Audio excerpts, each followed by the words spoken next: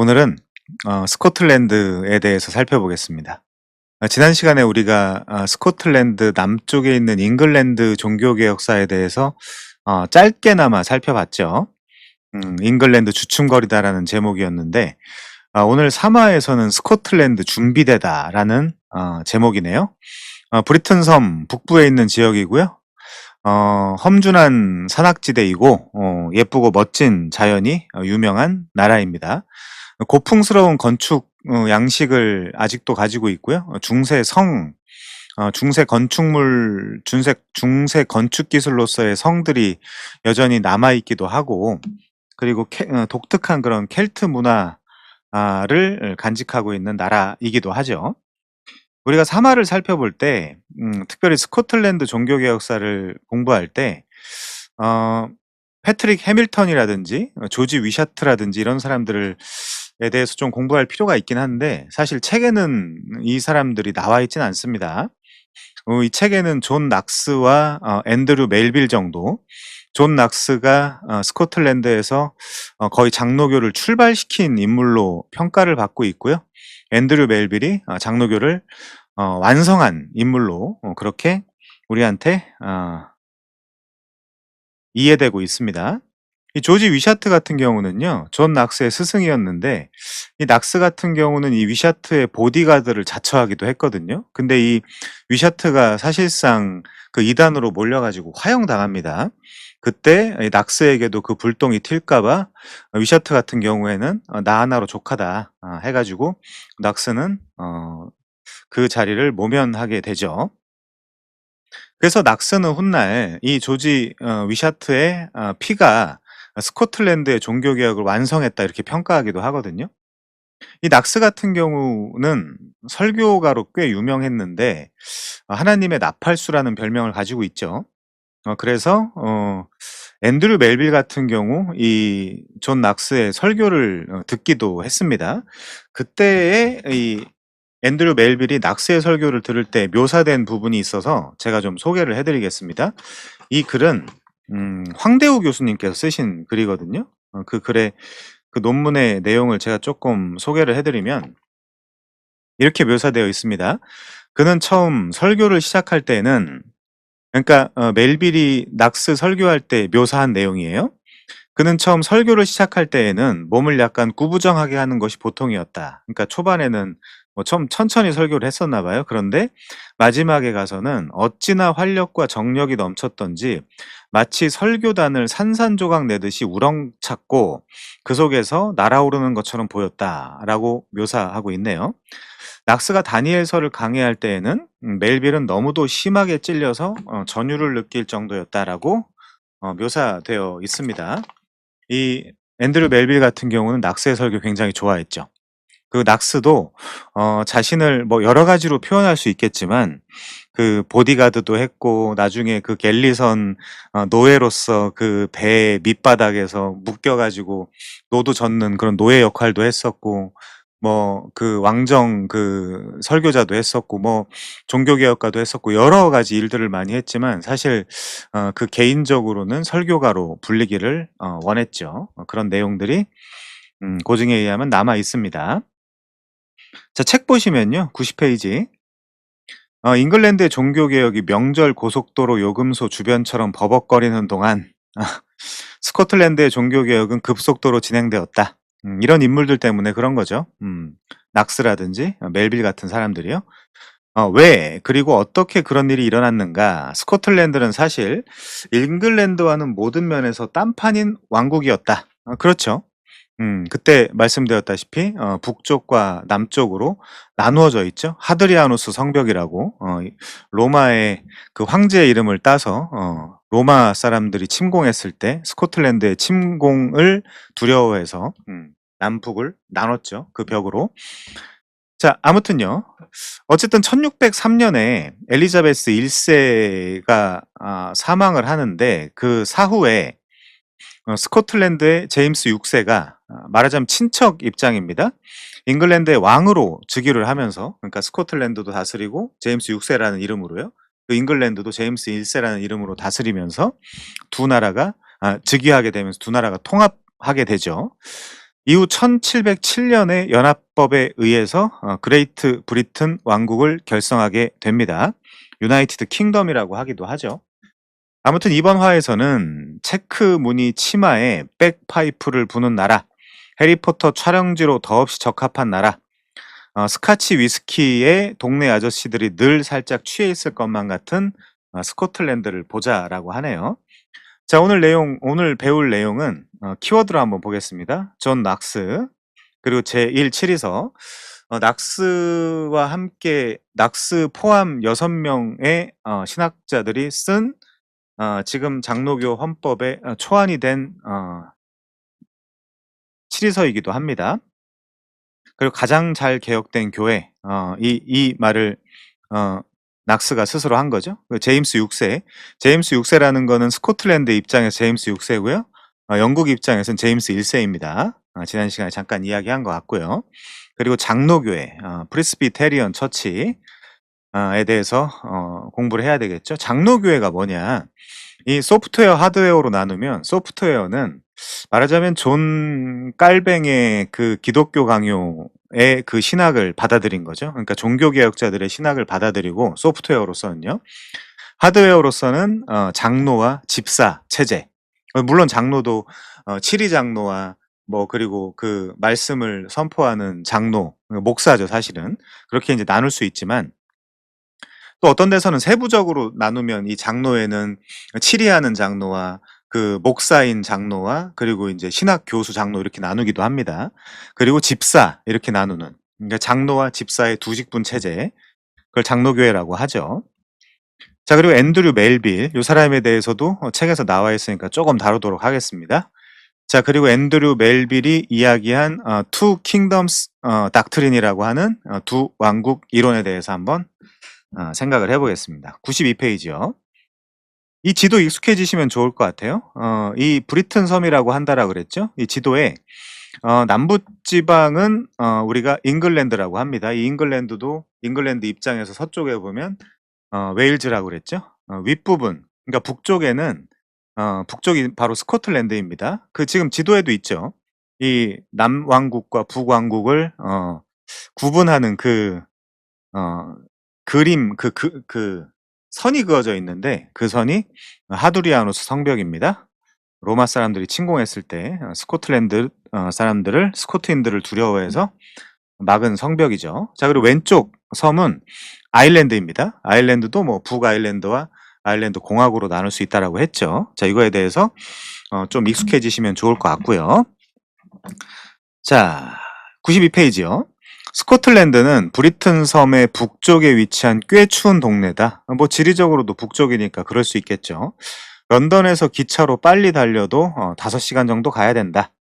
초가을에 이미 런던에서 반팔을 입고 기차를 타면 올라가는 동안 슬슬 추워지는 느낌을 받을 수 있다라고 하네요.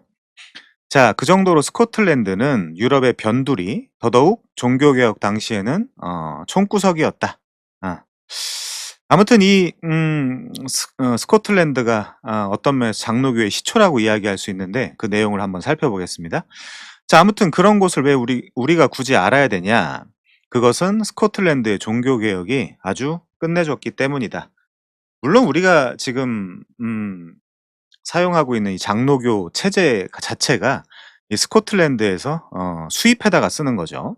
그렇기 때문에 근원적인 물음으로써 스코틀랜드를 공부할 필요도 있겠습니다. 자, 다음 단락이요. 스코틀랜드 종교개혁의 시작, 존 녹스의 제1치리서, 제1치리서, 제2치리서에 좀 이따 이야기를 할 건데 우선 스코틀랜드의 대표적인 종교개혁자는 존 낙스입니다. 이 사람이 장로교를 거의 시작하다시피 했고요. 앤드류 멜빌이 완성시켰다라고 보시면 되겠습니다. 자, 그림은 스위스 제네바시에 있는 종교개혁 기념비, 이게 어쨌든 레포메이션 월이라고 되어 있기 때문에 종교개혁 벽 이렇게 설명해도 되겠죠. 종교개혁의 벽. 맨 오른쪽이 낙스이고요. 왼쪽부터 파렐, 깔뱅, 그리고 배자 순서로 동상이 서 있다라고 하는데요. 제 개인적으로는요, 이 네 분 다 존경받아 마땅한 분들인데 이 당사자들은 이런 류의 기념비 건립을 극구 반대했을 걸 확신합니다. 만약에 살아 있었다라고 하면요. 사후에 이들을 기리고 존경하는 사람들이 이 레포메이션 월을 만들었겠지만 당사자들은 아마 제가 생각할 때 당연히 이런 뭐 벽을 만들고 기념 동상을 그것도 자기 이름을 따서 이 기념 동상을 만들고 이러는 것을 아마 극구 반대했을 것을 제 개인적으로는 확신을 합니다. 그리고 신앙적으로도 이런 거 하면 안 되죠. 자, 마지막 단락이요. 이러면 종교 개혁이 덜 된 거예요. 이런 성상을 세우고 물론 이 후예들은 성상이라고 받아들이진 않겠지만 다른 사람들의 오해의 소지가 있고 그렇기 때문에 이런 것들을 함부로 하면 안 되겠죠. 자, 존 녹스는 제네바에서 공부했던 사람입니다. 그는 제네바 유학을 마치고 스코틀랜드에 돌아와서 개혁 운동을 시작한다. 근데 혼자서 하지 않았다. 종교 개혁에 관심을 가졌던 귀족들과 으쌰으쌰 연합을 해가지고 스코틀랜드의 종교 개혁을 단행하게 되죠. 긴밀하게 협의를 한다. 그렇게 해서 관련 법안 하나하나씩 통과를 시키면서 물론 의회의 도움도 있어야 되겠죠. 스코틀랜드는 말 그대로 공식적인 종교개혁 국가가 된다. 그래서 이걸 국교로 하면 안 돼요. 어쨌든 이 종교개혁이라는 것 자체가 국교를 부인하고 이 신앙의 자유를 보장하며 그리고 칼빈주의 신학을 주창하고 장로 집사의 직분제 체제를 확립하는 거기 때문에 국교로 만든 건 아니고 국교급 국교로 하면 안 됩니다. 국교급의 그 나라의 공식이 아니라 공식적으로 하면 이제 국교가 되니까요.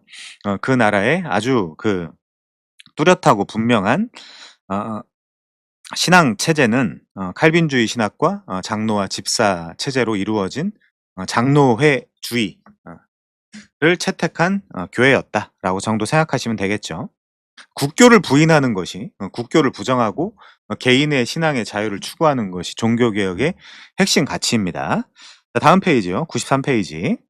이때 존 녹스는 대단한 자신감을 보인다. 그가 귀국한 직후에 작성한 제1 7위서라는 법안에는 혼자 쓴 게 아니라 녹스 포함해서 한 6명 정도가 작성한 걸로 알려져 있죠. 장로교 헌법 문서라고 생각해도 되겠죠. 자, 이 법안에는 심지어 다음과 같은 표현이 들어있다. 그게 뭐냐? 가장 잘 개혁된 교회. The best reformed Kirk. 이 커크라는 말은요, 헬라어 키리아콘이라는 단어에서 온 거거든요. 이 커크가 뭐냐면 처치입니다. 처치. 교회라는 뜻입니다, 이게. 독일어로도 커크고요. 화란어, 그러니까 네덜란드어로도 커크고, 스웨덴어로 하면 키르카죠, 키르카. 아무튼 이 스코틀랜드어로 커크는 교회라는 뜻을 가지고 있다라고 생각하면 되겠죠. 자, 이 존 녹스는 스코틀랜드의 장로교회를 가장 잘 개혁된 교회라고 이야기를 하죠. 제네바보다도 아마 더 그런 생각을 가졌던 것 같습니다. 자, 오른쪽에 보시면요. 우선 존 녹스가 누구냐? 존 녹스는요. 시대의 풍운하라는 수식어가 너무나 잘 어울리는 남자. 별명은 사실은 뭐 주님의 나팔수 뭐 이런 별명도 가지고 있는데 젊은 시절부터 스코틀랜드와 잉글랜드, 유럽 대륙을 종행으로 누비며 온갖 고생을 다하면서 종교 개혁의 감각을 기른 뒤에 제네바에서 가장 확실한 대답을 발견하고는 그것을 고향 땅 스코틀랜드에 발전적으로 이식했다. 제네바를 이 존 녹스가 평가하는 그 글이 있거든요. 제가 이제 그 글을 한번 소개해드리면 이것도 황대우 교수님의 논문에 담겨 있는 내용을 제가 좀 소개해 드리겠습니다. 존 낙스는 칼뱅의 제네바를 이렇게 평가를 해요. 자, 나는 이곳 제네바가 사도시대 이후 지금까지 지상에 존재한 그리스도의 가장 완전한 학교라고 말하는 것을 두려워하지도 부끄러워하지도 않는다. 나는 다른 곳에서도 그리스도가 진실하게 설교된다라고 고백한다. 하지만 그와 같이 진정으로 개혁된 관습들과 신앙생활을 나는 지금까지 다른 어떤 곳에서도 본 적이 없다라고 아주 이 칼뱅의 제네바를 이런 식으로 좋게 평가하기도 하죠. 아무튼 이 존 낙스는 위셔트의 그 보디가드 역할을 감당을 하다가요. 위셔트가 화형으로 순교당하고 나서 갤리선 프랑스 갤리선의 노예도 되고요. 또 설교가가 되기도 하고 종교 개혁가가 되기도 하죠. 자, 다시 왼쪽을 보면요. 존 넉스도 지금 칼뱅의 제네바에서 막 공부하고 돌아온 길인데 어떻게 지금 자기가 속해 있는 스코틀랜드의 장로교회가 최고로 잘 개혁된 교회라고 이야기할 수 있을까? 이유가 뭘까? 그 자신감의 근거를 알기 위해서는 존 녹스가 애초에 제네바로 돌아갔을 때로 생각을 해봐야 된다. 제네바를 굉장히 사랑했고요. 제네바에서 공부했던 것에 대해서 굉장히 자부심을 느꼈던 사람이죠. 잔 낙스는. 방금 제가 황대우 교수님의 논문을 읽어 드렸던 그 내용에서 우리가 또 확인할 수 있죠. 다음 단락이요. 존 낙스는 이미 제네바에서 실력을 알아보고 스카우트했을 정도로 뛰어난 사람이었다. 피의 메리. 이거 스튜어트 왕조 아니라 그랬죠. 튜더 왕조의 메리. 그 헨리 8세 에게 어머니 캐서린과 버림받은 딸이었죠. 이 피에 메리. 이 피에 메리 시절에 유럽 대륙에서는 잉글랜드로부터 망명한 개혁자들이 여기저기 거처를 찾고 있었다. 이 전 낙스는 이 스튜어트의 메리나 튜더의 메리나 둘 다 굉장한 비판을 했습니다. 특별히 스튜어트 메리 쪽 스튜어트 왕조의 메리와는 많이 싸웠죠. 전 낙스 같은 경우는. 다소 과격한 사람이었거든요. 그러니까 다소 과격하다는 말이 좀 어감이 좋진 않은데 굉장히 선명한 종교 개혁을 지향한 사람이라고 이해하시면 되겠습니다. 자, 그들은 프랑스나 위그노라 그랬죠? 네덜란드의 화란입니다. 홀란트를 한국 저 한문 중국 식으로 발음을 하면 화란이죠. 그리고 스위스 등으로 피신했는데 이때 그들을 위해 열정적으로 활동하던 이 낙스를 제네바에서 눈여겨봤다. 그리고 행여나 그의 신변에 어려움이 생길까 해서 그를 제네바로 초청한다. 낙스가 제네바에 있는 동안 종교개혁에 대한 더 깊은 이해를 갖출 수 있었으며 넉스가 제네바에 있는 동안 종교개혁에 대해서 더 깊게 이제 공부를 했다라는 거죠. 한편으로는 영어권 망명자들을 위한 목회자로도 일했다. 그들에게 영어로 설교할 사람이 필요했기 때문이다. 그래서 이 칼뱅과도 교류가 있었고요. 칼뱅의 제자라고 불러도 무방하죠. 교류가 있었고 제네바에서 여러 가지 인문학적 소양과 신학적인 소양을 갖췄고요. 그 당시 동시대에 종교개혁가들과 함께 콜라보를 해서 여기저기 돌아다니면서 종교개혁 운동에 불씨를 붙인 사람이라고 평가할 수 있겠죠. 아무튼 보편성에 입각한 기독교 신앙을 정리한 사람입니다. 제일 밑에 지도 보시면요. 우선 스코틀랜드죠. 스코틀랜드에서 나와서 잉글랜드로 갔다가 잉글랜드에서 피에 메리가 굉장히 막 설치고 막 그러니까 그 제네바로 다시 망명 겸 유학을 가기도 합니다. 그래서 밑에 그림 보시면 존 녹스는 제네바 유학 초기 멤버다. 그래서 아카데미 창설 직전까지 동역을 했다. 그럼에도 불구하고 공부를 했던 건 사실입니다. 자, 그러고 나서 다시 스코틀랜드로 귀국하는 지도가 소개되고 있고요. 94페이지요. 그렇게 제네바에서의 유학을 마치고 돌아온 낙스는 스코틀랜드를 칼뱅파로 바꾸는 개혁을 단행한다. 이 칼뱅은 이 저자께서도 평가하고 있다시피 그 종교개혁에 굉장히 특화된 사람이라고 했잖아요.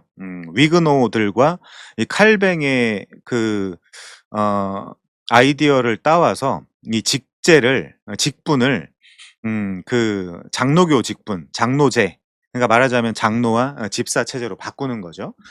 장로는 다시 말씀드리지만 이 치리하는 장로와 가르치는 장로로 나눌 수 있습니다. 또 가르치는 장로는 목회자와 신학자로 또 나눌 수 있고요.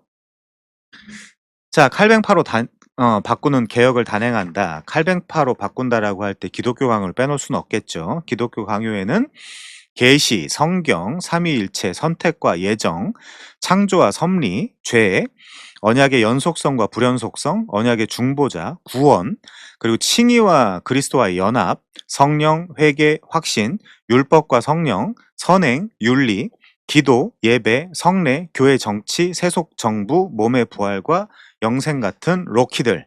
이런 주제들을 아주 상세히 다루고 있는 진짜 장로교회의 교과서라고 이야기할 수 있겠죠. 즉 개인적으로는 웨스트민스터 신앙고백서보다 이 기독교 강요를 더 개별 교회, 개별 장로교회에서 더 열심히 공부해야 된다라고 생각하는 사람이기도 합니다, 개인적으로는요.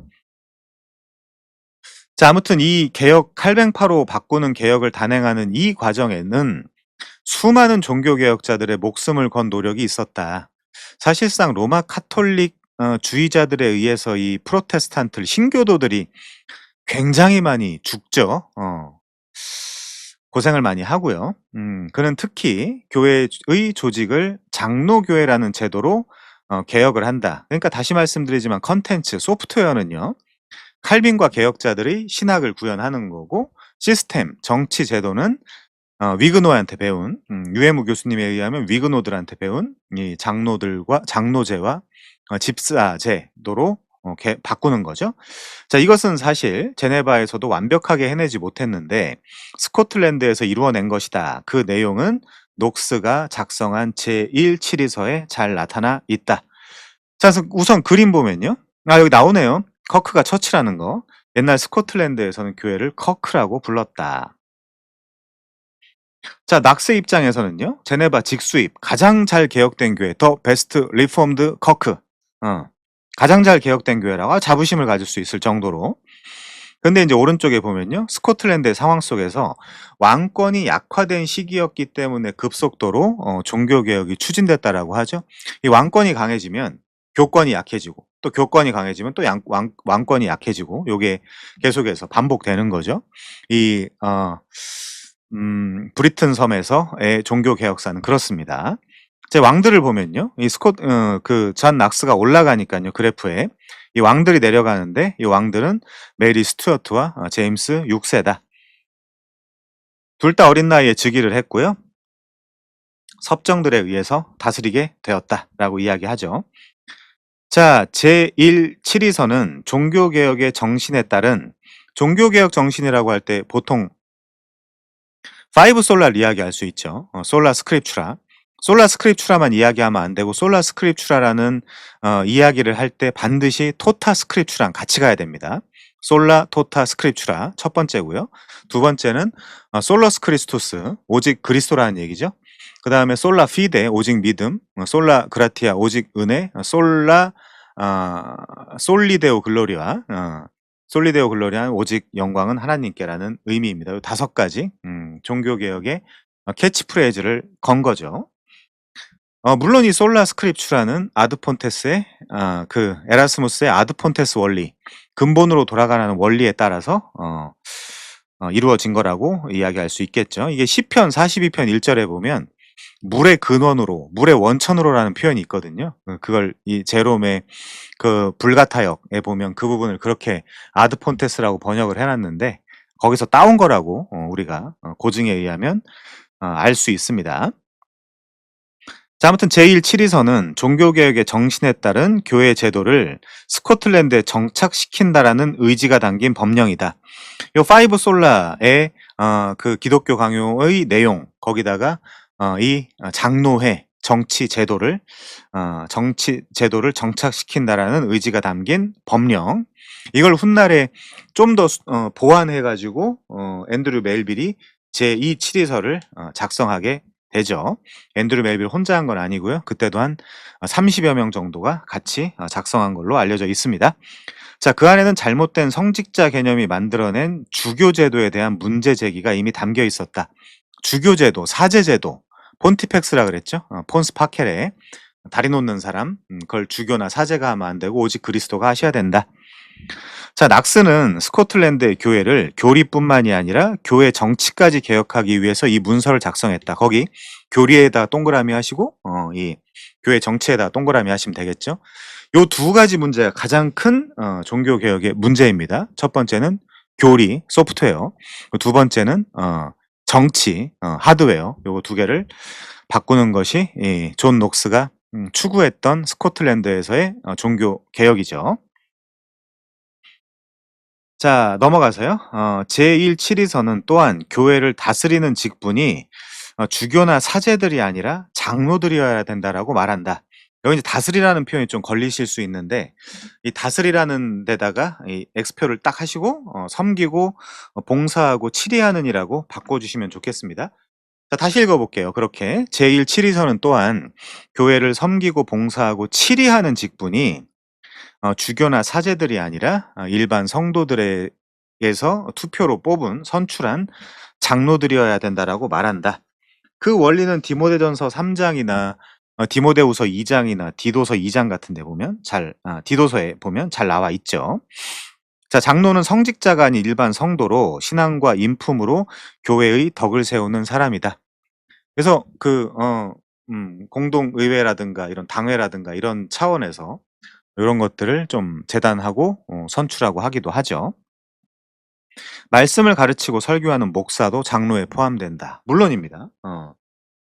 장로에는 다시 말씀드리지만 치리하는 장로와 말씀을 가르치는 장로 이 두 가지로 나눌 수 있다. 말씀을 가르치는 장로도 또 목사와 교사로 나눌 수 있는데요. 이 교사는 사실 신학 교수로 종교개혁사에서는 이야기하고 있는데 사실 이게 에베소서 4장 11 절에서 따온 거긴 한데 그 에베소 그 서를 우리가 엄밀하게 주의할 때는 사실은 거기서 에베소 그 서를 오케이셔널 레터적 차원에서 상황 서신적 차원에서 우리가 엄밀하게 주의를 하면 그 당시에 신학 교수가 없었기 때문에 사실은 거기 목사라고 번역이 되어 있는데 목자라고 번역하는 것이 좀 더 온당하고요. 목자인 교사 이렇게 번역하는 것이 제 개인적으로는 더 좋다라고 생각을 합니다. 그 당시 신학 교수가 존재하고 있지도 않았는데 그거를 굳이 자기적으로 그 목사와 교사 이렇게 번역을 해 가지고 교사를 신학 교수로 딱 뗀다라는 거는 우리의 어떤 그런 그 이후에 그 장로교를 만들면서 그 이후에 상황이 들어간 것이지 에베소서를 엄밀히 주의할 때는 온당하지 않죠. 그래서 목자인 교사 목자인 교사를 한마디로 하면 그게 목사잖아요. 그렇게 우리가 해석하는 것이 에베소서를 엄밀하게 주의하는 차원에선 제 개인적으로는 더 좋다라고 생각을 합니다. 아무튼 7 화에서 좀 더 자세히 나눠 보도록 하고요. 95 페이지 보겠습니다. 95 페이지.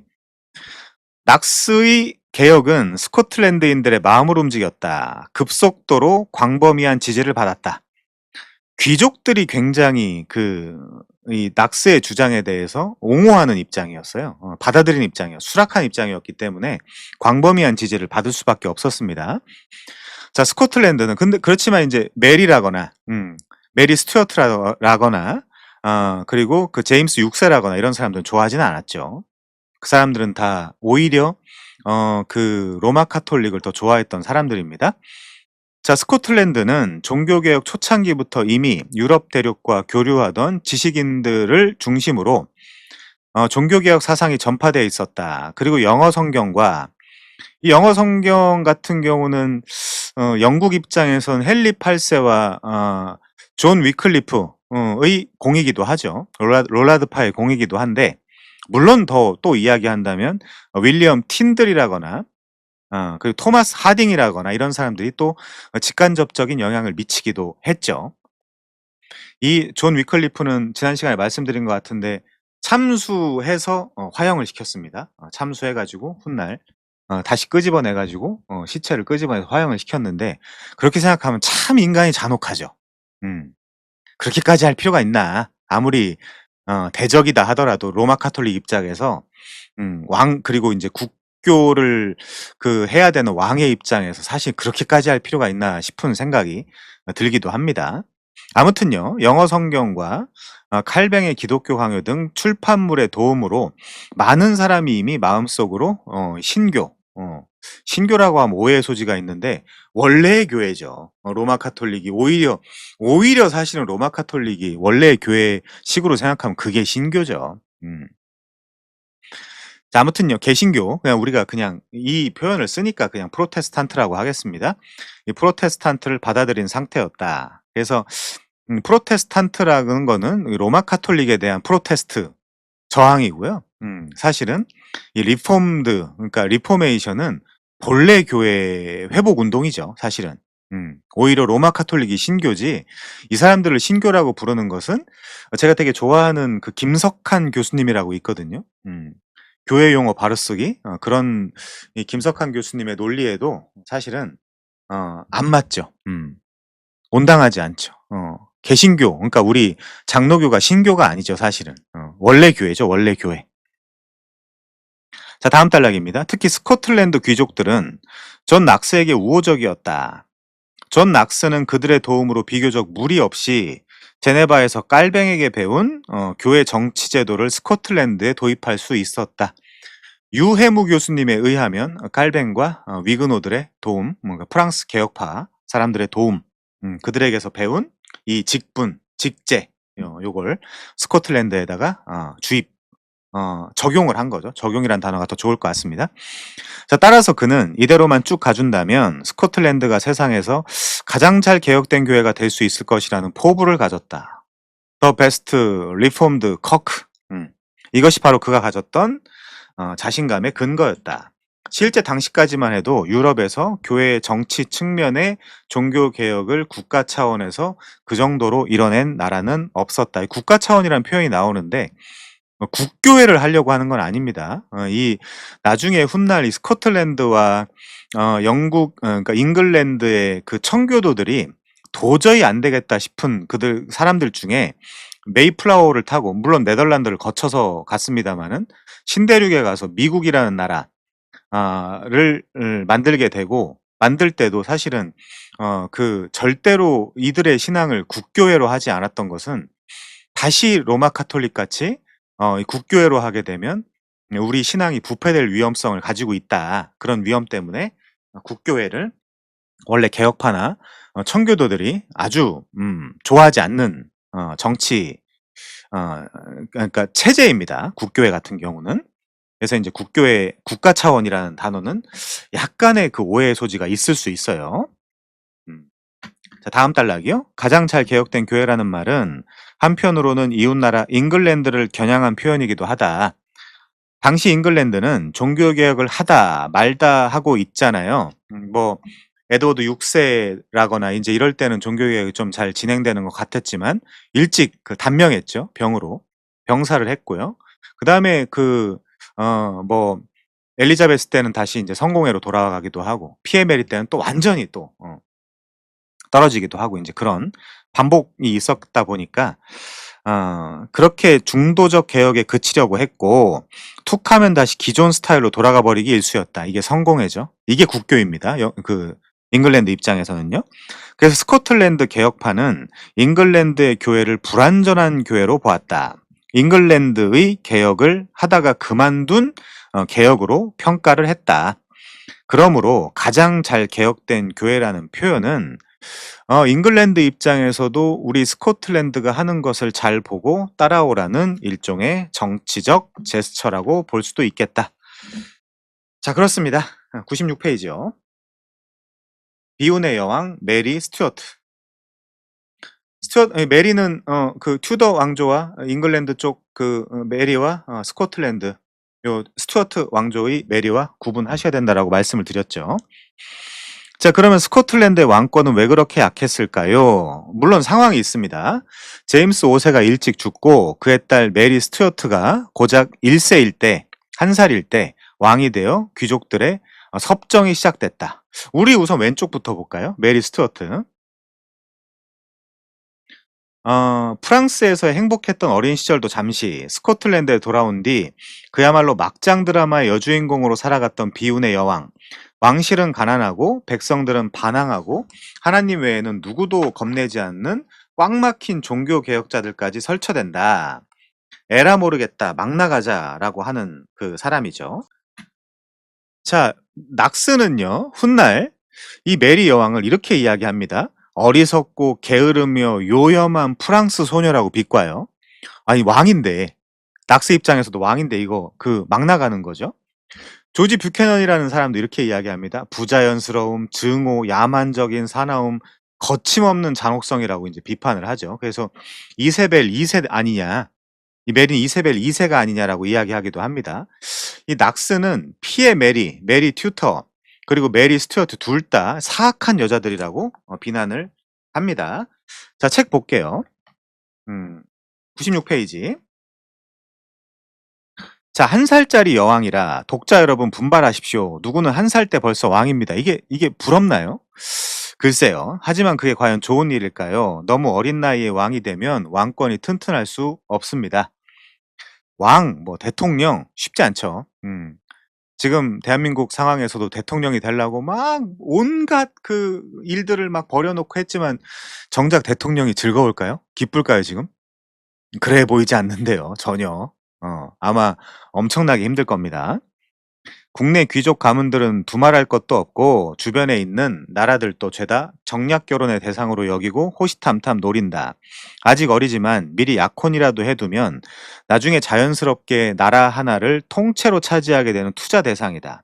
특히 잉글랜드와 프랑스는 이 문제로 경쟁하다시피 하는데 헨리 8세는 어린 여왕을 며느리감으로 삼으려고 거의 납치라도 할 기세였다라고 한다. 전쟁도 일으키고 막 그러거든요. 섭정은 이 상황에서 어떻게 해야 모두가 안전할까를 고민하다가 결국 외가였던 프랑스로 유학을 보낸다. 잉글랜드에 바로 먹히는 것보다 낫다는 판단에 일종의 도피성 유학을 보낸다. 이 프랑스에서 메리 스튜어트는 행복한 시절을 보낸다. 절대 왕정을 추구하던 프랑스의 궁정. 이 앙리 4세 때부터 시작해서 루이 14세 때, 뭐 정확하게 16세 때까지 뭐 얘기하자면 얘기할 수도 있겠지만 그때까지 중앙 집권 체제를 견고하게 했고요. 봉건 제도 같은 것들을 좀 약화시켰고요. 그리고 이제 베르사유 궁정 같은 것들을 건축하면서 중상주의 정책, 중상주의라는 건 수출을 장려하고 수입을 좀 제한하는 정책이죠. 이런 것들을 펼치면서 그 왕권 강화에 몰입하게 되죠. 앙리 4세 때부터 루이 14세 때까지 좀 핵심적으로 그런 일들이 있었습니다. 그러다가 마지막 루이라고 부르는 루이 16세가 단두대에서 처형당하고 그의 와이프인 그 마리 앙뚜아네트가 또 처형당하면서 프랑스 혁명이 확 열리게 되면서 근세의 문이 열리는 거죠. 근세의 문이. 자, 그런 것들 좀 알아두시면 좋을 것 같고요. 자, 절대 왕정을 추구하던 프랑스의 궁정에서 메리는 얼마나 좋았겠냐. 프랑스와 2세랑 결혼을 하거든요. 거기서 화려하고 발랄하게 살면서 그 나라 왕자랑 친하게 지내다가 결혼을 하게 된다. 왕자는 자라서 왕이 되고 당연히 메리는 왕비가 된다. 그러면 두 지위가 있는 거예요. 스코틀랜드에서는 왕이고요. 프랑스에서는 왕비죠. 여기까진 동화처럼 모든 것이 잘 풀리는 듯 했다. 그런데 세상을 다 가진 것처럼 신나는 결혼 생활도 잠깐 이 프랑스와 2세가 얼마 있다가 죽어버리죠. 결국 시댁 눈치에 못 이겨 쓸쓸히 스코틀랜드로 돌아오게 되고요. 이때부터 메리 스튜어트는 한 여자로서의 불행 행복 끝, 불행 시작이 열리게 되죠. 자, 다음 페이지 볼까요? 다음 페이지 97 페이지입니다. 메리 스튜어트를 일컬어 스코틀랜드의 가장 운 나쁜 여왕이라고들 사람들이 이야기를 한다. 물론 맞죠. 이 사람 이야기는 어떤 그런 소설이라든지 영화라든지 뭐 뮤지컬이라든지 많은 컨텐츠에 담기죠. 좀 이따 제가 한번 설명을 해드리겠습니다. 19살 꽃다운 나이에 고향에 돌아와 보니 이건 프랑스랑 너무 다르다. 나라는 가난하고 호시탐탐 자기를 노리는 사람들도 있고 명색이 여왕이지만 오랜 세월 섭정이 다스리던 나라에는 모든 실권들은 이미 귀족들이 다 차지하고 있고 춥고 우중충한 궁전에 믿을 사람조차 없는 왕실에 덩그러니 앉아서 그녀가 할 수 있는 일은 별로 없었다. 근데 진짜 문제는 따로 있었다. 타이밍도 기가 막히게 여왕이 돌아오던 그때는 하필이면 제네바에서 열심히 이 개혁 신학에 대해서 공부하고 나도 이제 고국으로 돌아가서 고국 스코틀랜드에 이 개혁 신학과 장로 제도를 합친 이 장로교주의, 장로 교회를 한번 해봐야 되겠다라고 아주 열의에 불타고 있는 전 낙스가 돌아오는 거죠. 이 낙스가 이를 악물고 종교개혁에 깃발을 휘두르던 딱 그 시절이다. 게다가 여왕은 카톨릭 신자였다. 아까 말씀드린 대로 카톨릭 신자였죠. 여왕의 스코틀랜드의 통치가 얼마나 암울했는지는 누구든지 예상할 수 있었다. 메리 여왕은 어둡고 두려운 미래를 풀어보려고 이런저런 무리수를 두다가 돌이킬 수 없는 스캔들을 일으켜 결국 귀족들에 의해 폐위되고 만다. 자, 제가 잠깐 단톡방에 올려드리기도 했는데 요약한 내용에 대해서 한번 나눠보도록 하겠습니다. 이 사람은, 이 메리 스튜어트는 세계사에서 왕위 재판을 받고 처형당한 첫 번째 사례입니다. 이 여자가 1542년경에 출생을 했고요. 제임스 5세와 마리드 기즈의 딸이기도 하죠. 태어난 지 6일 만에 부친 제임스 5세가 이 전쟁에서 지구 신경쇠약으로 사망을 하거든요. 그래서 진짜 거의 태어나자마자 거의 왕이 되는 케이스죠. 이 메리는 다 성장하고 나서는 키가 180 센티미터였다고 합니다. 거기다 굉장히 매혹적인 여성이었다라고 하죠. 근데 어쨌든 어린 나이지만 이 왕조의 정통성에 의해서 바로 스코틀랜드의 여왕이 됩니다. 그러자 유럽의 열강들이 요 메리 스튜어트와 정치적으로 정략 결혼을 하려고 혈안이 되죠. 이때 잉글랜드에, 아까 책에도 있었지만 잉글랜드의 헨리 8세도 자신의 아들과 결혼시켜서 스코틀랜드를 먹어야 되겠다라고 생각을 합니다. 실패하자 전쟁까지 일으키게 되고요. 이런 이유들로 이 메리의 어머니는 딸을 프랑스로 유학을 보내게 됩니다. 그때 나이가 5살 정도 됐다라고 하죠.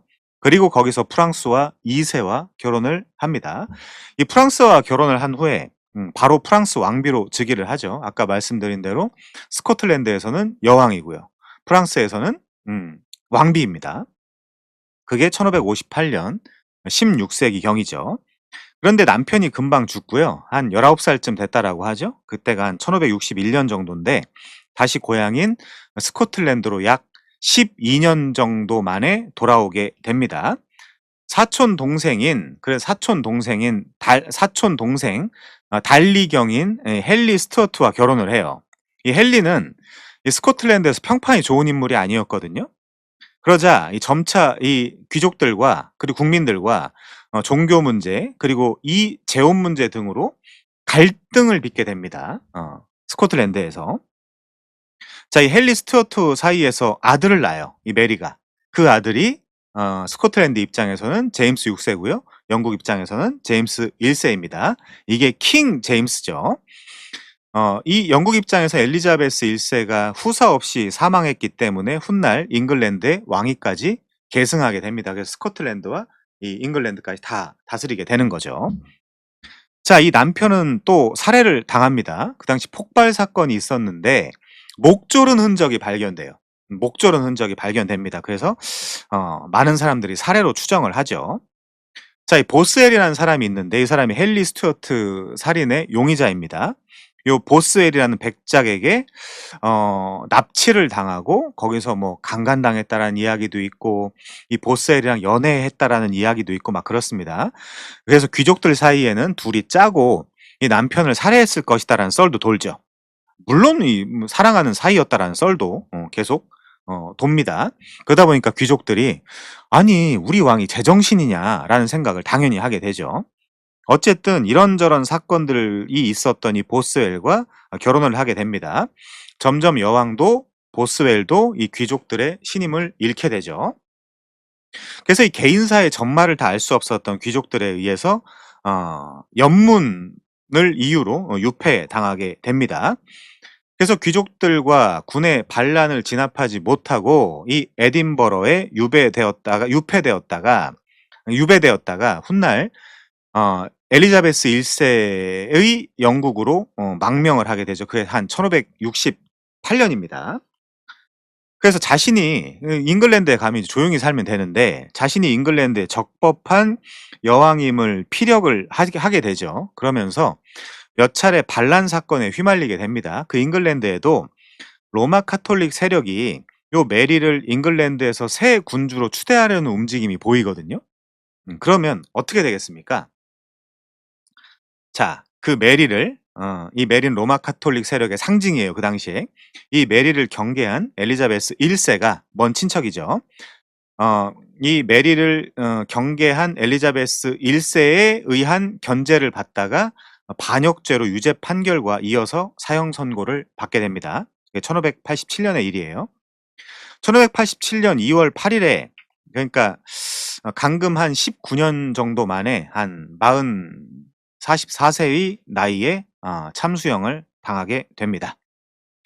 엘리자베스라는 영화가 있거든요. 엘리자베스 디 골든 에이지라는 영화가 있어요. 2007년도에 나온 영화인데, 거기에 보면 그의 처형 장면이 매우 인상적으로 그려지죠. 물론 그 픽션이지, 그 뭐야, 그 진실을 섞은 픽션이지만 아무튼, 그래서 영화로 역사를 배우면 안 되겠죠. 그 장면이 인상적이다라는 얘기를 하고 있는 겁니다. 그래서 뭐 이 역사를 비사와 야사로 나눌 수도 있는데, 이 야사, 그러니까 정사와 달리 민간에서 전해져 내려오는 이야기에 따르면 굉장히 마지막 처형당하는 장면이 잔혹하죠. 이 망나니, 망나니는 우리가 참수형을 집행하는 사람을 이야기하잖아요. 이게 영어로 하면 이 헤즈맨인데, 머리맨, 엑스큐셔너라고도 하기도 하죠. 이 망나니가 술 먹고 약간 술에 취해서 그 메리를 처형했다라고 해요. 그래서 이 사형 집행은 좀 깔끔할 수 있는 그 단두대에서 한 것이 아니라 도끼로 진행됐다라고 하고요. 이 망나니는 사형 집행을 섬세하게 진행하지 못해서 첫 번째로는 이 목을 빗나가게 쳐서 어 목을 쳐 가지고 고통 없이 보내야 되는데, 메리의 뒷머리를 빗나가게 쳐 가지고 음 고통에 굉장히 몸부림쳤다라는 이야기가 있습니다. 두 번째는 이 도끼가 이 목 옆에 박히게 돼 가지고 또 피가 막 솟구쳐 치긴 했지만 여전히 완전히 잘리지 않았다라고 하죠. 잔혹한 이야기입니다. 뭐 인제 야사이긴 한데, 세 번째 내리칠 때야 비로소 이 몸과 목이 분리가 돼서 그제서야 이 사람이 죽었다라고 알려져 있죠. 이것도 슬픈 이야기이긴 합니다마는, 이때 그녀의 곁에 이 메리가 키우던 강아지가 그녀가 죽어가는 동안 계속해서 아주 슬피 울부짖었다라는 이야기가 있습니다. 아무튼 이후로 약 15년이 지나 엘리자베스 1세가 후사 없이 사망을 하게 되고, 이 직계 혈통이 없었던 잉글랜드에서 이 메리 스튜어트와 이 헨리 스튜어트의 아들인 제임스 6세, 스코틀랜드 입장, 제임스 6세가 스코틀랜드의 왕이긴 했지만 어머니를 죽인 나라인 잉글랜드에서도 왕위를 겸하게 됩니다. 그게 제임스 1세, 영국 입장이죠. 이 사건으로 이후로는 스코틀랜드와 잉글랜드가 통합된 형태인 그레이트 브리튼 연합 왕국의 초석이 다져지게 되죠. 자, 아무튼 97페이지 책 제일 밑에 그림 보시면요, 이렇게 종교개혁자인 존 넉스와 메리 스튜어트가 서로 등지고 있는 그림을 볼 수 있죠. 등지고 있는 그림. 자, 에딘버러에 위치한 존 넉스의 집. 벽면에 존 넉스와 메리 스튜어트가 조각된 목판이 걸려 있는데, 서로 등을 돌린 것처럼 배치하여 두 사람의 사이가 어땠는지 유머스럽게 표현되고 있다. 거기 이제 그림 보이죠? 뭐 거기 스토리텔링 카페 이렇게 돼 있는데, 그 카페에 그 나무 목판이 걸려져 있는데, 존 넉스와 스튜어트가 서로 등지고 있는 그림이 그려져 있네요. 자, 98페이지입니다. 마음 한구석 트라우마를 지닌 제임스 6세. 이제 제임스 6세로 넘어갑니다. 메리의 아들이에요. 자, 그 헨리 스튜어트의 아들이기도 하죠. 메리 스튜어트의 어린 아들이었고, 메리가 귀족들에 의해 결국 폐위된 뒤 엄마처럼 그도 1살 때 왕이 됩니다. 당연히 왕 같지 않은 왕으로 어린 시절을 보냈죠. 여왕을 마음대로 폐위시킨 귀족들에 의해 왕위에 올랐으니 무슨 힘이 있겠습니까?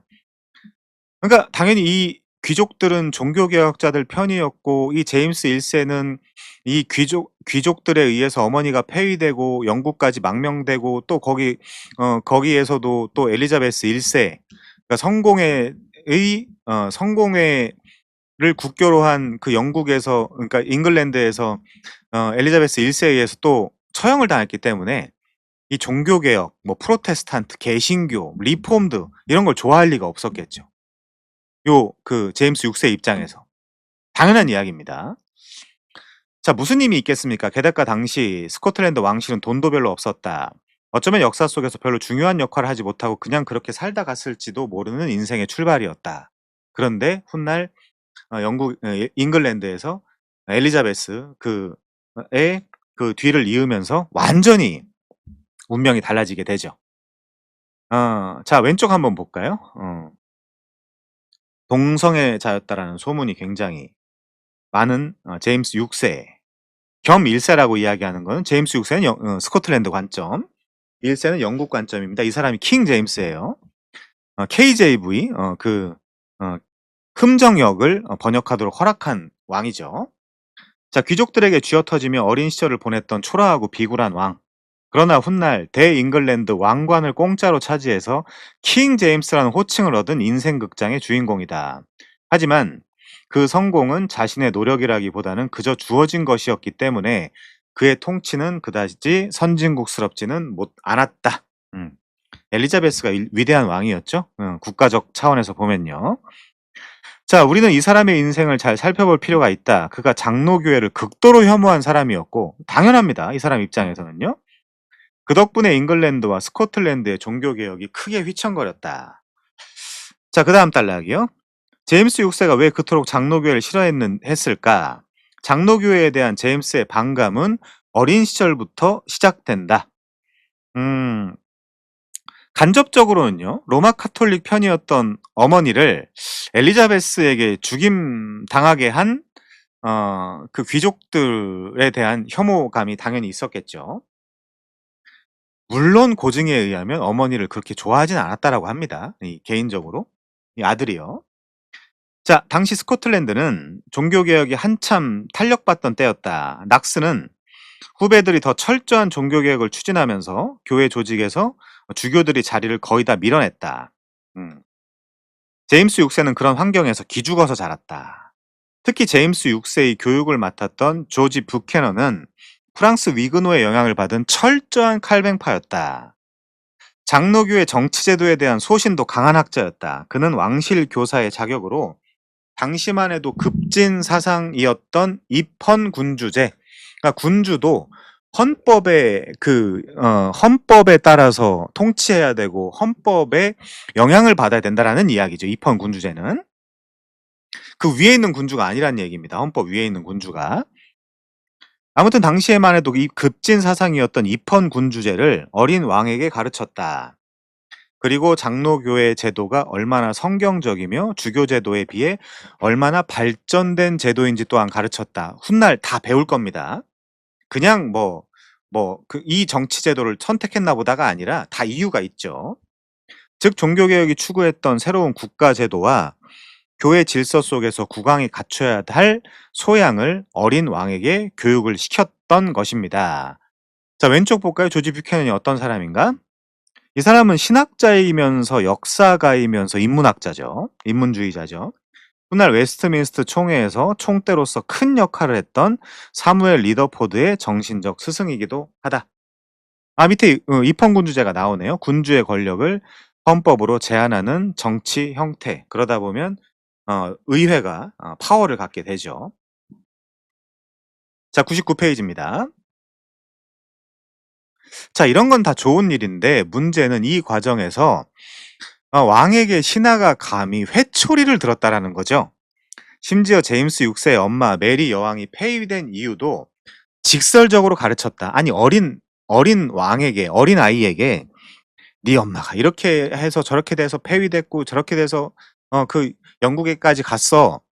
이런 걸 가르쳤고 이제 그 엄마가 죽은 그 과정과 사실에 대해서 이 제임스 6세가 듣는 동안 트라우마가 있겠죠. 어릴 때 일이니깐요. 트라우마가 있겠죠.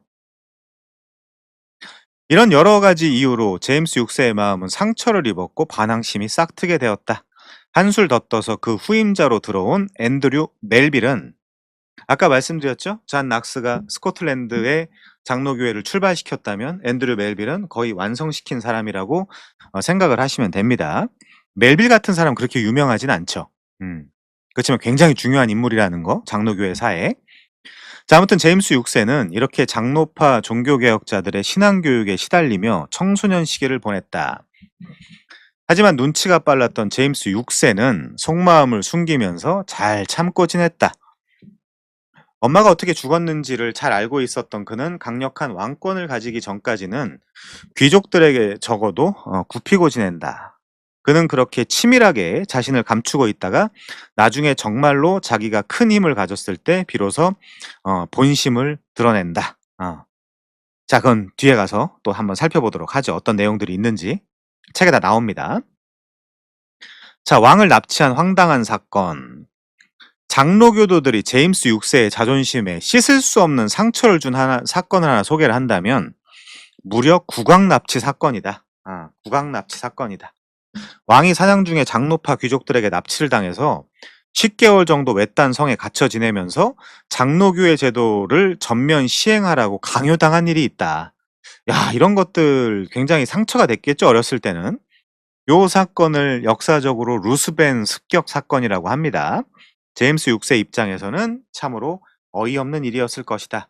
그러면서 그는 장로교도들은 항상 이렇게 극단적이구나라는 인상을 굳혔겠죠. 그래서 장로교회가 대세인 나라의 왕이었음에도 불구하고 마음속으로는 장로교회를 증오하게 된다. 증오하게 된다. 물론 이 사람들은, 이 장로교도들은 납치만 했지만 나중에 훗날 로마 카톨릭 주의자들은 살해를 하려고 했었거든요. 뒤에 아마 나올 겁니다. 자, 100페이지요. 앤드류 멜빌, 장로교회를 완성하다. 제가 지난 시간에 소개했던 이런 책들, 이 교수님들이 쓰신 그런 논문들에 의하면 앤드류 멜빌 같은 사람들 잘 소개되어 있거든요. 여기 이제 앤드류 멜빌을 이상규 교수님이 썼는데 한번 나중에 칼빈 이후 영국의 개혁신학자들 책에 잘 나와 있습니다. 물론 다른 이런 종교개혁사들 책에도 잘 나와 있는데 한번 꼭 참고를 하셔서 낙스만 이해하지 말고 또 앤드류 멜빌도 잘 이해하시면서 이 종교개혁사, 장로교회사가 어떻게 진행되고 완성되어 가는지를 한번 살펴보시면 좋겠습니다. 자, 앤드류 멜빌, 장로교회를 완성하다. 물론 초석은 깔뱅과 위그노들과 낙스가 놓는 거죠. 자, 낙스가 스코틀랜드 종교개혁을 시작했다면 그 완성은 앤드류 멜빌의 공로였다. 메리 스튜어트가 각종 무리수를 두며 왕실판 막장 드라마를 찍는 동안 앤드류 멜빌은 쑥쑥 자라고 있었다. 자, 그 역시 제네바 유학파다. 우선 왼쪽부터 한번 볼까요? 앤드류 멜빌. 잔 낙스와 부캐년의 뒤를 이어받아 스코틀랜드 장로교회를 완성하다시피 한 사람. 낙스가 죽으면 이 사람이 스코틀랜드의 지도자가 되는 거죠. 국왕도 대주교도 겁내지 않고 기존 종교개혁자들까지도 다 개혁해버린 초능력 종교개혁자.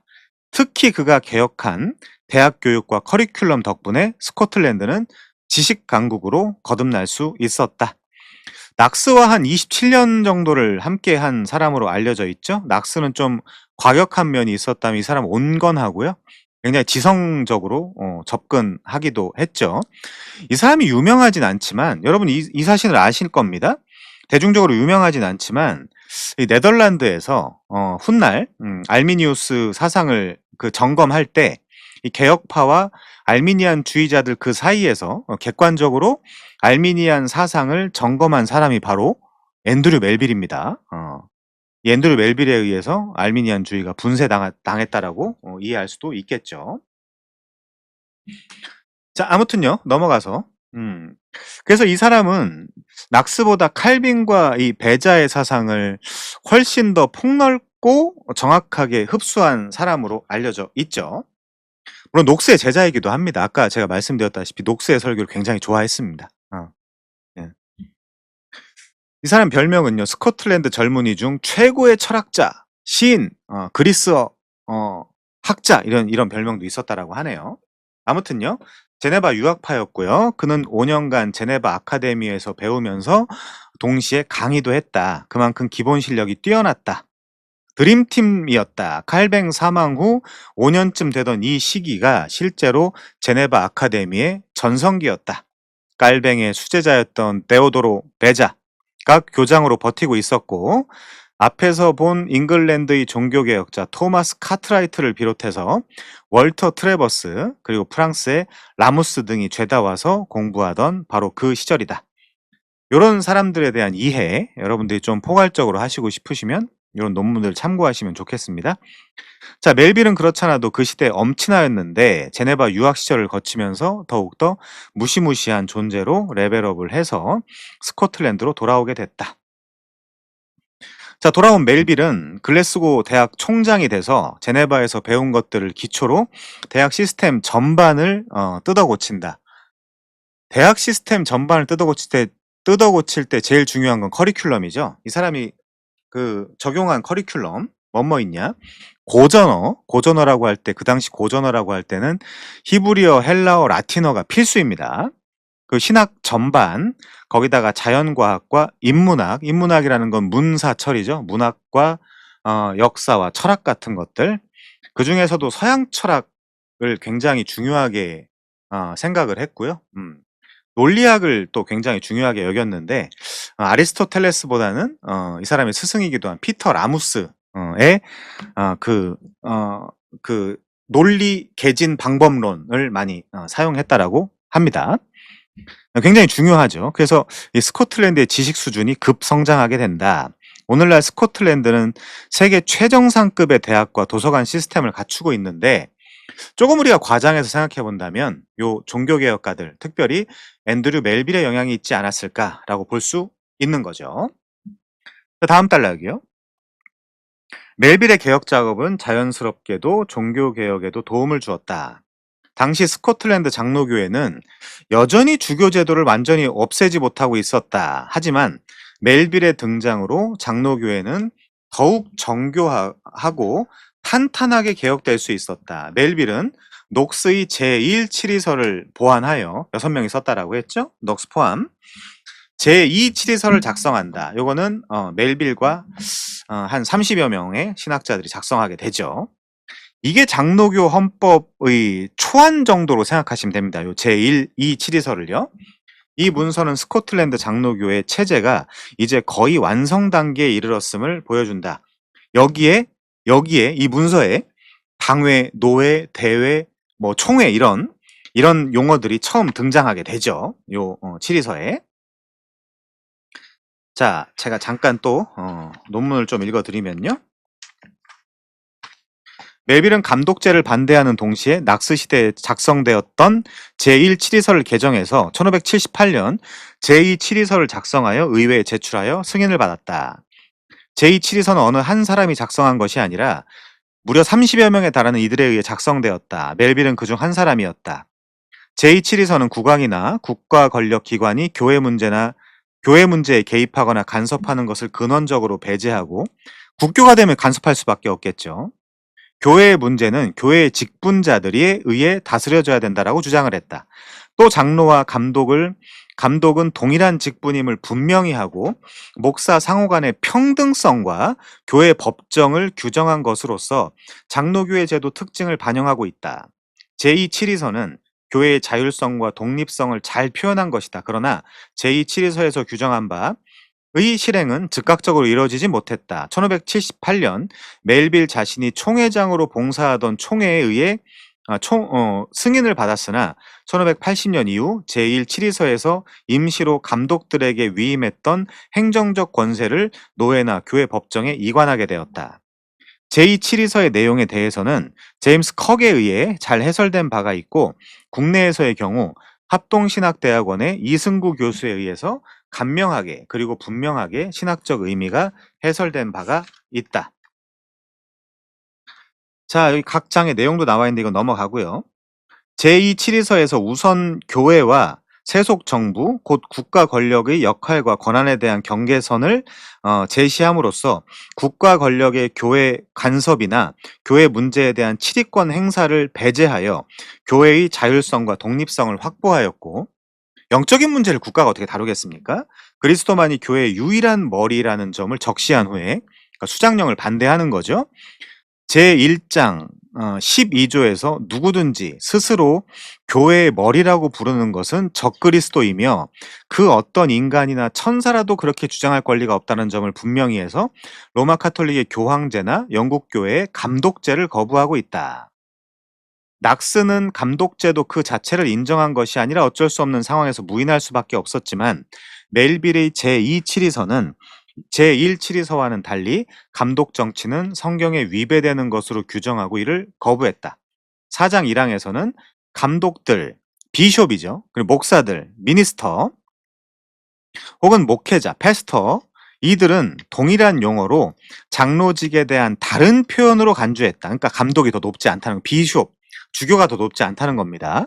동등성과 독특성이 있는 거죠. 직분에는.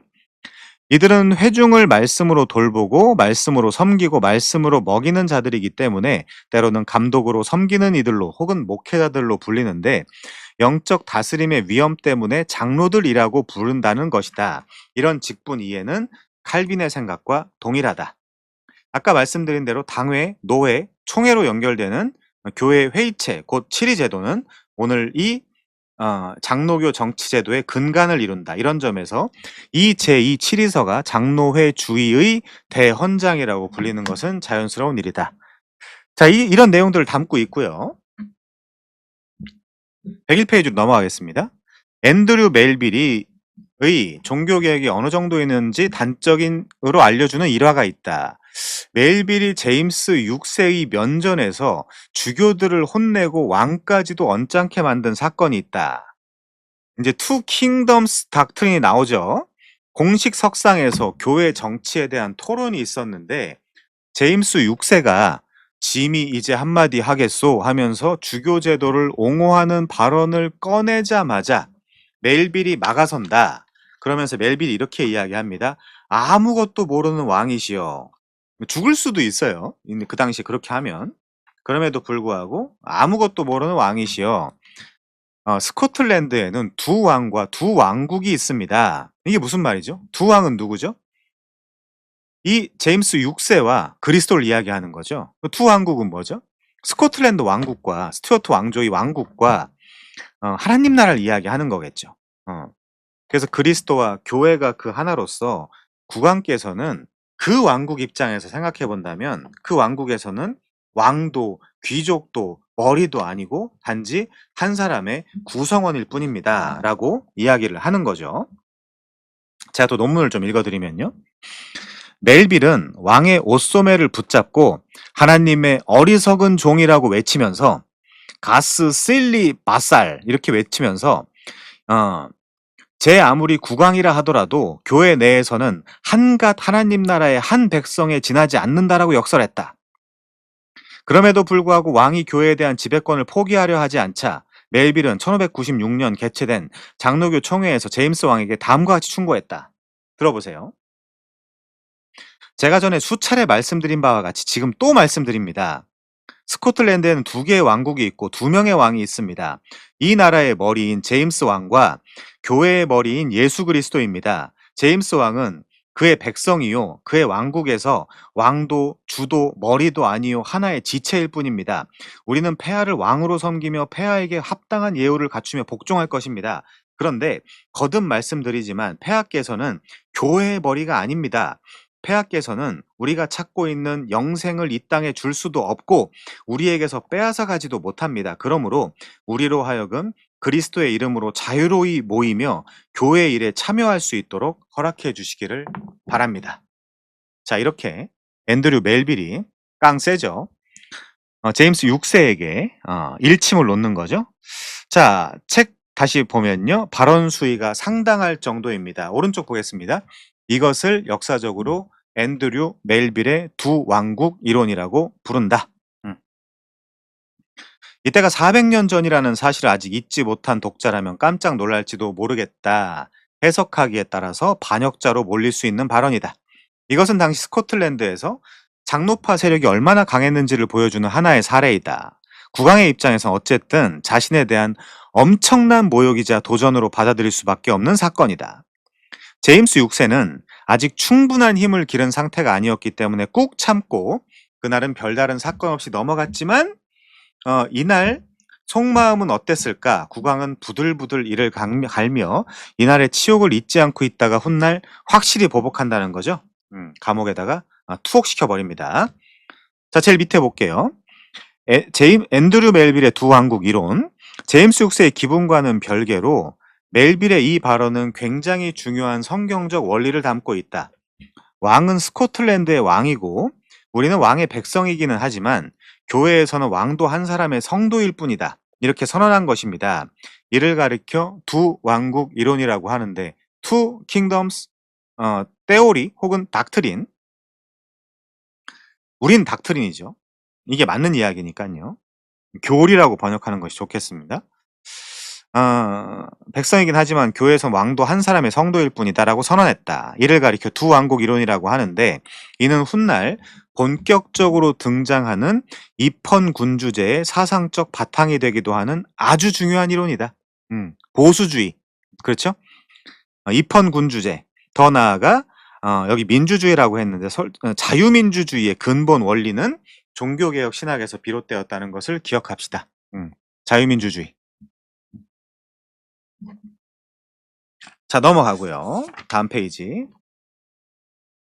102페이지. 꽤 중요한데요. 앤드류 멜빌의 두 왕국 이론, 정교 분리의 바른 이해. 자, 보겠습니다. 여러분은 정교 분리라는 말 들어보셨을 것입니다. 이게 정확하게 모르는 사람들이 교회 안에 있는 사람들이 정치에 관여하면 안 된다라는 이유로 정교 분리라는 단어를 꺼내거든요. 완전히 잘못된 이야기입니다, 사실은. 이게 뭐냐면 정교 분리가 뭐냐면요. 정확하게 이야기를 하면 정부 혹은 정치 혹은 국가가 교회를 지배하지 말라라는 게 정교 분리예요. 정확하게 이해를 하면. 이걸 지금 막 자기들 마음대로 쓰는데 그렇게 이해하면 안 됩니다. 정부, 정치 혹은 국가가 교회를 지배하지 말라는 것이 정교 분리입니다. 자, 이걸 어떻게 이해하고 있냐? 한국 교회에서 이 말을 오해하는 경우가 너무나 많다. 정교 분리라고 하면 교회는 정치 문제에 간섭하면 안 된다라고 오해하는 경우가 많은데 오히려 거꾸로 이해를 해야 된다. 정확하게는 다음과 같이 정리할 수 있다. 아무튼 국과 교를 분리하는 데서 시작을 하는 거죠. 철저한 자유의 원리입니다. 법치 아래에서의 자유, 그 원리죠. 종교의 자유, 신앙의 자유. 이거 미국이 뭐라 그랬죠? 위대한 실험이라 그랬어요. 이거 위대한 실험. 우리는 국교를 하지 않는다. 위대한 실험. 자, 세속 정부는 교회를 보호해야 된다. 맞죠? 그러나 교회의 영적인 문제에는 간섭할 수 없다. 영적인 문제를 국가가 어떻게 알겠습니까? 그러니까 국과 교회를 분리해야 되는 거죠. 자, 두 번째. 교회는 세속 권세를 직접 다스릴 수 없다. 이것도 맞죠. 그런데 하나님의 법에 따라 세속 정부에 충고할 수 있다. 이걸 훗날 이제 권면 논쟁이라고 하기도 하거든요. 자, 아무튼요. 교회의 영역과 세속 권력의 영역이 구분되어 있으며 서로 할 일과 역할이 명확하게 구분되어 있다라는 뜻이고 서로 각자 할 일을 제대로 하자라는 이야기다. 그 할 일이라는 것이 뭐냐? 자, 봅시다. 세속의 권력은 교회가 이단이나 세속 정신으로부터 오염되는 것을 보호해 주는 것이다. 이건 아니에요. 세속 권력이 야, 얘 이단이고 이거 세속 정신이고 이렇게 하니까 니네 이거 받아들이지 마라고 이야기하는 순간 교회에 간섭하게 되는 거죠. 이거는 받아들일 수 없습니다. 자, 교회가 올바른 예배를 드리고 올바른 신앙을 지키며 살아갈 수 있도록 법적으로 보장해주고, 글쎄요. 뭐 이것까지는 어느 정도 용인할 수 있겠죠. 필요한 지원을 다하는 것이 세속 권력의 역할입니다. 그렇지만 세속 권력이 이단이나 세속 정신에 대해서 정의를 내린다거나 얘랑 함께하지 말라라고 확증을 한다거나 이런 걸 하면 안 돼. 그게 정교 분리가 안 된 거예요. 정확하게 이야기를 하면. 자, 넘어가서요. 다만 교회의 교리나 예배나 치리에 간섭하려 들거나 그것을 제어하려는 해서는 안 된다는 것입니다. 이거 맞죠? 교리를 어떻게 알겠습니까? 세속 정부가. 예배에 대해서 관여하면 안 되겠죠. 그리고 치리, 교회 정치에 대해서 간섭하면 그것도 안 되겠죠. 자, 반대로 교회는 세속 정부가 하나님의 뜻에 따라 선정을 베풀도록 권하고 권면하는 역할을 해야 된다. 그걸 할 수 있겠죠. 다만 직접 정치에 뛰어들어서 정략적인 행동을 취하거나 실제로 권력을 차지하려 해서는 안 된다는 뜻이다. 이게 참 애매한데요. 지금 한국 사회에서 예를 들면 지금 거의 예를 들면 기독교 복음 이 진리가 거의 그냥 그 광화문에 모여가지고 운동하는 것이 기독교다라고 생각하는 사람들이 있거든요. 그렇게 하면 안 되겠죠. 그 운동은 그 운동대로 의의를 가지고 해야 되는 것이고, 그걸 교회 이름으로 나가 가지고 한다라는 거는 굉장히 좀 우리가 좀 생각해 봐야 될 지점이 분명히 있습니다. 자, 그 말씀을 드리고요. 다음 단락이요. 이것을 오해해서 교회는 정치 문제에 입을 닫고 있어야 된다는 식으로 해석하는 것은 한국 교회의 오랜 실수이자 고쳐야 되는 과오이다. 음. 자, 넘어가서 당연히 교회 문제, 그러니까 정치 문제에 대해서 관여를 해야 되고 개입을 해야 되죠. 그렇지만 그 정치 문제가 정치를 바꾸는 것이 마치 하나님 나라가 올 것처럼 생각하면 안 된다라는 겁니다. 당연히 교회는 정치 문제에 개입해야 되고 세부적인 구체적인 사안에 대해서 어, 입법에 대해서 입법 활동에 대해서도 우리가 여러 가지 감찰을 하고 감시를 하고 국민으로서 음. 바라봐야 되지만 다만 직접 정치에 뛰어들어서 정략적인 행동을 취하거나 실제로 권력을 차지하려 해서는 안 된다. 요런 거 정도 말씀드릴 수 있겠네요. 자, 이런 것을 오해해서 교회는 정치 문제에 입을 닫고 있어야 된다라는 식으로 해석한 것은 한국 교회의 오랜 실수이자 고쳐야 될 과오다. 마땅합니다. 물론 이러한 장로교회 국가관에 대해 제임스 6세는 극심한 거부감을 가지고 있었다. 나는 왕이고 왕은 하나님이 세웠다. 이거 왕권 신수설이라고 하죠. 당연히 이 나라에 속한 교회의 머리이기도 하다. 수장, 액트 오브 슈프리머시 앞에서 배웠죠. 왜 교회가 내 정치에, 내 통치에, 내 나라에 간섭하느냐 이겁니다. 나는 주교를 임명할 거야. 왜냐하면 주교가 없으면 나는 교회에 아무런 힘도 발휘할 수 없으니까. 노 비숍, 노 킹 이제 이런 이야기를 하기도 하죠. 안타깝게도 그의 생각은 이런 수준에 여전히 머무르고 있었다. 자, 그래서 이 꼼수, 제임스 6세의 교통비 꼼수, 총회 해방 놓기. 자, 당시 국왕에게 총회 소집 권한이 있었다. 그런데 제임스 6세는 그것을 아주 적극적으로 사용했다. 교묘하게 방해를 하는 거죠. 예를 들어 자기에게 유리한 참석자가 많은 북부 지방에서 총회를 소집, 음, 반대파가 많은 남부 대도시의 목사들이 총회에 참석하지 못하도록 방해하는 것이다. 비겁하죠. 근데 그 당시 뭐 교역자라고 하는 사람들이 뭐 무슨 돈이 있었겠으며 뭐 그렇죠. 그때는 멀리 여행하는 것이 쉽지 않은 시절이었기 때문에 가난한 목사들은 여행 경비를 마련하기 어려워서 총회가 열린 북부의 도시까지 가서 참석하기가 쉽지 않았다. 요것도 지난번에 엘리자베스 1세처럼 좀 짜치는 행동이라고 이야기할 수 있겠네요.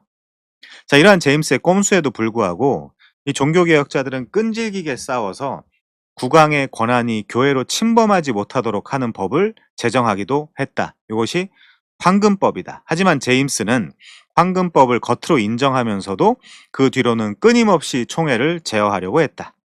총회는 참석하는 인물을 자신이 직접 선정해서 어용총회, 여기 어용총회는 자기의 이익을 위해서 하는 일이죠. 어용총회를 만들려고 한다거나 총회 소집 횟수 자체를 줄여버리는 등 계속해서 그는 총회에서 자신이 원하는 방향으로 의사결정이 이루어지도록 다양한 방면에서 영향력을 행사하려고 노력을 했다. 이렇게 제임스 6세의 시절은 종교개혁자들과 국왕의 파워게임이 엎치락 뒤치락 하던 시기였다. 이러한 힘의 균형은 그런데 뜻밖의 사건으로 완전히 무너지게 된다. 자, 그거는 또 다음 시간에 뒤에 가서 설명을 해야 되겠죠. 이 스코틀랜드는 책이 어디 있나? 이 꼭 추천하고 싶은 책인데 제가 좋아하는 존경하는 서창원 교수님이 쓴 책인데 죽었으나 말하는 언약도들 요 책을 꼭 한번 읽어보시기 바랍니다. 여기 보면 스코틀랜드 장로교의 위대한 순교자들의 이야기 이렇게 되어 있는데 요 언약도들에 대해서 스코틀랜드의 언약도들에 대해서 여러분들이 좀 이해하시면 훨씬 더 스코틀랜드에서 일어난 그 종교 개혁사를 이해하기가 좋습니다. 재미도 있고 울림이 있어요. 우선 울림이 있죠. 뭐 죽었으나 말하는 참 대단한 분들입니다. 자, 스코틀랜드 그 당시 이 브리튼 섬에서 지금 어디냐면요 104페이지입니다.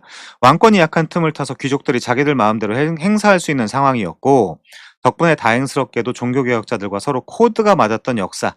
그래서 비교적 잉글랜드와 컴패리슨 했을 때 스코틀랜드는 종교개혁이 비교적 순조롭게 진행되었다. 장로교회가 일찍 정착되어 갔다. 물론 어려움이 없진 않았지만 잉글랜드보단 훨씬 나았다. 자, 잉글랜드요. 절대 왕정을 추구하던 왕들의 끊임없는 견제 속에서 그 당시 에스파냐, 프랑스 다 유행이라 그랬죠? 절대 왕정이 이런 견제 속에서 국가 주도의 제한된 종교개혁 정책이 추진되었다. 국교가 성공회였고요. 그 국교로부터 분리하는 것이 종교개혁의 핵심인데 잉글랜드에선 결국은 해내지 못하고 무슨 일이 일어나죠? 그 탓에 전체적인 분위기는 개혁의 온도가 미지근했다. 그래서 대부분의 잉글랜드 신자들은 자신들이 충분히 개신교도답다라고 믿었지만 실제로 잉글랜드의 청교도들은 답답한 시절을 보내면서 심신이 지쳐갔다. 그러면서 막 그 순교하기도 하고 여러 가지 시도를 해봤지만 계란으로 바위 치는 격에 더 이상 잉글랜드 종교 개혁은 멈추게 되고 이제 미국으로 건너가게 되는 거죠. 청교도들이. 자, 확인 질문 보고 마치겠습니다. 스코틀랜드 준비되다. 1번이요. 종교개혁자 존 락스는 제네바에서 장로교의 원리를 배웠다. 그리고 스코틀랜드에 돌아와 교회 조직을 장로교회 제도로 개혁해 나갔다.